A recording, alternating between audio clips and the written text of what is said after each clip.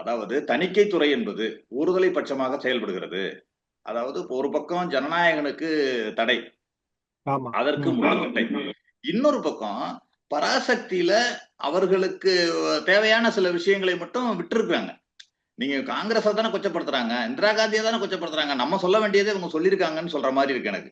ஏனென்றால் மோடி அவர்கள் பேசும்பொழுதெல்லாம் இந்திரா காந்தி அவர்களையும், முன்னாள் பிரதமர் நேரு அவர்களையும், மற்றவர்களையும் கொச்சப்படுத்துறத நம்ம வழக்கமா வச்சிருக்காரு. பாராளுமன்றமாக இருக்கட்டும் அல்லது பொதுக்கூட்டமாக இருக்கட்டும். இதை செய்வார். அதை அதை வந்து இந்த ஒரு படம் செஞ்சிருக்குன்னு அவங்க நினைச்சிருக்காங்கன்னு நினைக்கிறேன். அதனால கூப்பிட்டு ஒரு பாராட்டு நடத்தியது மாதிரி கூட நான் எடுத்துக்கிறேன். ஏனென்றால் அங்கு இன்ஃபர்மேஷன் பிராட்காஸ்டிங் மினிஸ்டராக இருப்பவர் வந்து எல் முருகன். அவர் நடத்துகின்ற பொங்கல் விழால இன்றைக்கு போய் கலந்து கொண்டதை நான் எதேச்சையாக பார்க்கவில்லை. அதிலும் ஒரு நோக்கம் இருப்பதாக நான் கருதுகிறேன். இந்த ஹிந்தி எதிர்ப்புல இருந்து இப்ப நடந்த பொங்கல் விழா வரைக்கும் எல்லாமே திட்டமிட்டதுதான் சொல்ல வரீங்களா? இல்ல, இந்தி எதிர்ப்பு கிடையாது. இந்தி எதிர்ப்பு என்பது அன்றைக்கு தன்னெழுச்சியாக நடந்த ஒன்று.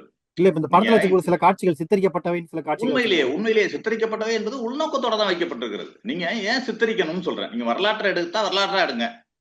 நீங்க வரலாற்றை சித்தரித்து எடுத்தீங்கன்னா உண்மை சம்பவங்களை நீங்க மறைக்கிறீங்க. அதுவும் உண்மைதானே. நீங்க வந்து ஒரு சித்தரிக்கிறத வந்து வேற ஒருவர் மீது ஒரு பழி சுமத்தும் போது மாதிரி எப்படி சித்தரிக்க முடியும்? நீங்க அன்றைக்கு ஒரு காங்கிரஸ் அரசாங்கம் செய்யாத ஒன்றை செய்த மாதிரி சித்தரிக்கிறீங்க.